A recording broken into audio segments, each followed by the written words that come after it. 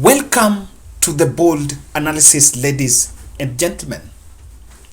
There is some kind of hostility that is now building around Kenya Kwanza. And today, I think since this evening, my attention was drawn to the latest incident from Meru. Rigathi Gachagua campaigned in Meru, successful rallies in some 3 areas. But then when he reached in Igembe North, somewhere he had organized a very big event, things went south. I want us to look at that very critical, and I'll try to unpack what exactly played out. According to the media reports, supporters of UDA MP aspirant Julius Taitumu and those of Jubilee candidate Maoka Maore are the ones that clashed in that event. And I was just asking, just trying to think loud, is it the first time that Rigathi Gachagua is campaigning in Meru, especially in Igembe North? Your answer is no. Rigathi Gachagua had never gone to that place. And if Rigathi was going to campaign, of course he was going to campaign for deputy president, and because he's a 6-piece man, he's going to campaign for the UDA candidate. What do you think would be the problem that Maoka Maore would have with the presence of Rigathi Gachagua? Now, as that is pending, let's just point out some few observations there before you play that video. He went to Meru unannounced, coming days after Kithure Kindiki, Muturi, and Cecil Mbarire also toured the Meru, Embu, and Tharaka-Nithi areas. That rally happened, and that was another part of Mount Kenya Express, while Rigathi Gachagua had been sitting behind, and he had taken a back seat. There were reports that he was sick, but those were not yet confirmed. However, you could also realize that Rigathi Gachagua was in Meru with purely Meru aspirants. That was Mithika Linturi, an MP, and the other MCA aspirants in Meru. There is no one from the UDA mainstream campaign team that accompanied Rigathi Gachagua. The last time he was in Meru, he was accompanied by Ndindi Nyoro, Jaguar, and Cecil Mbarire. But today, the story was different. Now, I want us to play that clip, and I wanted to pay attention to some few instances there. Look at it here.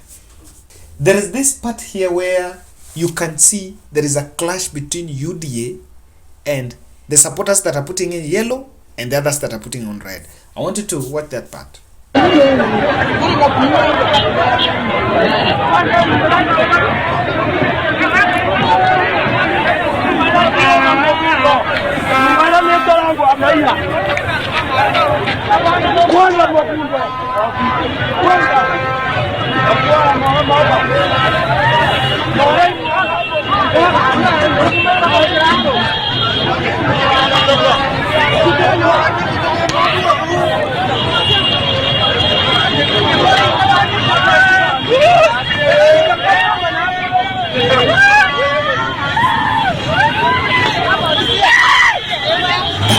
Transpired there. And if you watch that clip, you will realize that the altercation, there was the people who were throwing stones, there was the side that was on where there was the UDA car, and the other people that were putting on the red. In fact, Rigathi Gachagua spoke to many people in Meru who were putting on the Jubilee's red. I have a strong conviction that Rigathi Gachagua maybe had not planned to go for that rally. There was less groundwork that was done, and I understand because deputy president received some 20%, some very relevant relevance to his campaigns. Could it be possible that Rigathi Gachagua was not informed of that hostility that was going on? And because Rigathi Gachagua is a deputy, is a running mate, and at this election, running mate and the presidential candidates are supposed to be protected well. In case of anything happens to a running mate or a presidential candidate on the other side, the election can be postponed. And that's why his security is very key. By the way, he was lifted to that place. He went to a nearby hospital. Then he was airlifted from that hospital, himself alone, to other place where he continued with the rally. But Rigathi Gachagua went to Meru not to campaign for deputy president, but he went to Meru to respond to President Uhuru Kenyatta's statement yesterday, because I think there is some fun. I think there is some comfort that leaders, that Rigathi Gachagua and the team get in responding to President Uhuru Kenyatta. And you will realize that Moses Kuria today was in Juja. He didn't respond to the president, because that is what has been happening. We've not seen Ndindi Nyoro, but of course you can see the Western Wing, Davadi and Wetangula now playing that role. But I think Rigathi Gachagua was in Meru to respond to the president. He spoke passionately about the VC issue, the KU Vice Chancellor issue. I'm going to look at it at some other analysis. But I captured this when he spoke about corruption. Nimeona Rais Kenyatta akisema ati hakupigana na ufisadi, ati alionea wafisadi huruma. Hiyo ni uongo, Rais Kenyatta. Wewe ulikataa kupigana na ufisadi kwa sababu wenye ufisadi Kenya ni watu ya familia yako, na ndio ungechukulia hao hatua. Wale walifanya skando ya Afya House ni dada yako na watu yenu, Rais Kenyatta. That is why you could not take action against them, because they are your relatives. Rais Kenyatta, you could not take action on COVID-19 kwa sababu wenye kuiba pesa ya COVID ni marafiki yako ya karibu, akina Murathe na wengine. That is why you could not take action against them. Hapana adawa Kenya na kusema tulisikia huruma. Ni huruma gani ulisikia? Na wenye kuiba mali ya COVID, watu ya COVID-19 ni marafiki wako wa karibu. That is why you could not take action. Nitoboe nisitoboe? Nitoboe nisitoboe? Wewe Rais Kenyatta ndio umeweka pesa ng'ambo.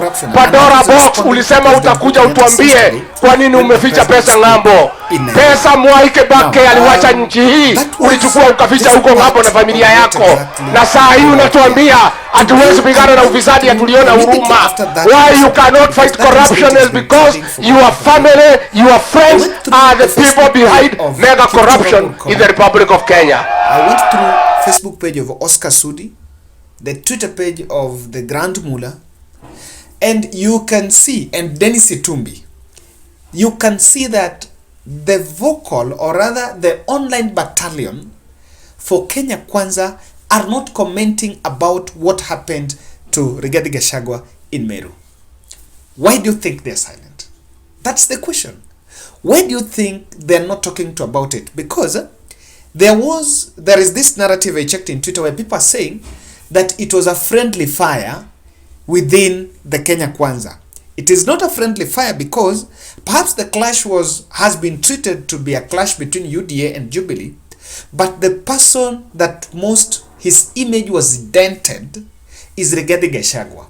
Now, the UDA team can still come out and reduce that incident to be a UDA and Jubilee affair there. However, Rigathi Gachagua is saying something different. Look at what Rigathi Gachagua posted. Any person who thinks of using our unemployed youth to cause violence is primitive and will be shamed by the resounding Kenya Kwanza victory in the next 24 days. This election gives a good democratic space to choose leaders who have people's interests at heart and service our country. Thank you Adhiru, Kimongoro, and Igembe South and Mutiati Market, Igembe North, for making it clear that your support for the Hustler Nation can't be changed. Now, Rigathi Gachagua is blaming someone to have organized it, which is a possibility. But if that is the stand, why do you think the rest of the UDA team are not commenting about it? Why is the online battalion, not even Deputy President himself, has commented about this during the rally today? Kindly subscribe to our channel, click the notification bell, and like our video. And please also share our video so that it can reach to a wider audience. The hostility on Rigathi Gachagua that was experienced in Meru, according to me, exposes deep UDA internal wrangles. And if you look at it, it is not a coincidence that Rigathi Gachagua went to Meru alone that he was not accompanied by any other person from the mainstream campaign team. Ketu Waruguru is back in the campaign trail after absence for some time. I also see Jaguar, Ndindi Nyoro, and the Western cohort. They are in the campaign trail. But the last time Gachagua was in Meru and those regions, he was accompanied by Jaguar and Ndindi Nyoro, even though the Moses Kuria and Kimani Chunga had stepped back a bit. So what do you think happened? Because Rigathi Gachagua skipped the Kiambu rally where Wamatangi and Moses Kuria were clashing, and it was believed that if he was making a comeback, of course he would make a comeback and have now the resumption of the Mount Kenya Hustler Express. The Hustler Express caravan, I think that caravan has a puncher. That is something that you can see here.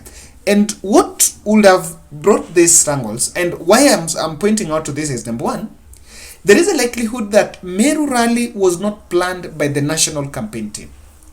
Because Deputy President William Ruto, of course, have some access in the spirit of security of the presidential candidates, have some access to intelligence reports on hostility on such grounds. And of course, the Deputy President would have known prior and told Rigathi Gachagua that this and this is what I've received in whatever is happening in that place. So that Rigathi Gachagua would have known that that is going to happen, and then he wouldn't have been exposed. That could be what also is pointing out to that wrangle. But if you ask me, I see a possibility of Rigathi Gachagua as a man who is being isolated. And he can't be isolated for some reasons. Because his absence in the rallies for the last 1 week has been attributed to many reasons. That he's taking a leave, that he's sick. But if he's sick, that can still be known, because UDA supporters have, of course, they wouldn't have left that open propaganda space for them to talk about it. Of course, it's not very easy to just go and say Rigathi Gachagua is sick. But Rigathi Gachagua was just somewhere. And his absence from the campaign trail had some deep issues. One of these issues, if you ask me, is my speculation that the UDA nomination list, the affirmative action posts that were awarded last week, and that list that was taken to IBC, perhaps Rigathi Gachagua was sidelined. I want to believe that maybe he had proposed some names, because one thing you see is that decision seemed to be a William Ruto and the UDA party leadership decision. I think Rigathi Gachagua felt like he was left out, and then there was a bit of an internal protest to that, and that is why he was down. So when he came and decided now to go to that rally, he remained an isolated man.